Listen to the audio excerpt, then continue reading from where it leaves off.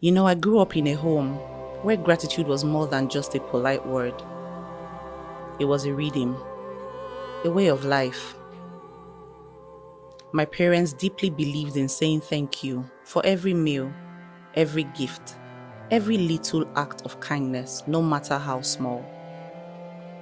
If an uncle sent me a card or an auntie dropped by with something thoughtful, my parents would have me say thank you immediately and then call again the next day and sometimes even the next week just to say it once more. At the time, it felt excessive. I would wonder, have we not already said thank you? But now, looking back, I see what they were building in me.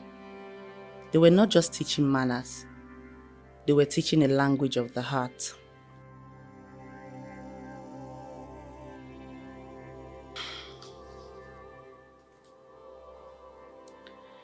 Dear younger Catherine,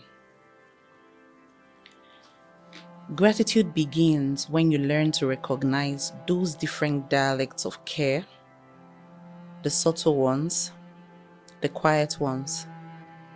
You start to see that love does not always announce itself. Sometimes it just shows up. Catherine, when you are older, you will see how these lessons from childhood shaped how you show appreciation in your closest relationships. You will understand that grand gestures mean little if you cannot recognize the quiet sacrifices being made for you every day. It took me years to see that. I used to expect love to arrive in obvious packages, words, surprises, attention. But sometimes, love is a partner who shows up every day without needing to be asked. Sometimes, it is someone choosing your peace over their pride. When you start to see that, when you begin to say thank you even for those small things, something changes. Gratitude becomes the bridge that deepens every connection. Look back often and remember the people who stood in your story. Not the loud ones, but the quiet ones, the ones who never asked for recognition. Their presence shaped you. Look around you right now. Who is showing up for you in ways you may have overlooked? Maybe it is a friend who checks in without fanfare, or someone praying for you quietly. Look again. And when you do, speak your gratitude aloud. Tell them what you see, not with general words, but with honesty. Say, I noticed what you did. I saw how you stayed, and it meant the world. Younger Catherine, remember this. A grateful heart is a seeing heart. It notices beauty in the ordinary. It finds light even in the quiet corners.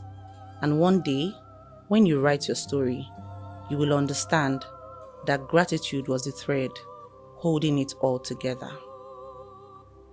From your older self, Catherine Nathan.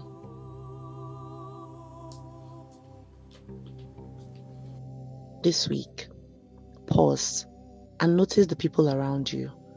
Let gratitude be the lens through which you see them.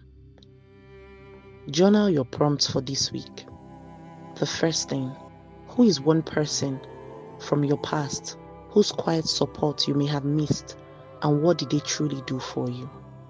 Second, who is in your life right now showing you love in a language you might not have recognized yet, and how can you acknowledge it this week? Wait, don't go yet. So over the last couple of weeks, I've received warm messages from some of you indicating interest in writing letters to your younger self. I'm very glad that some of you have already started. So here's what we're going to do. I would like you to record yourself reading a letter to your younger self. Tag me on Instagram, Catherine_Nathan_O. And if you do not want to record yourself, you can send me an email on the email address showing on the screen. This is Catherine Nathan. Remember, you are a part of this circle and you are not allowed to do life alone.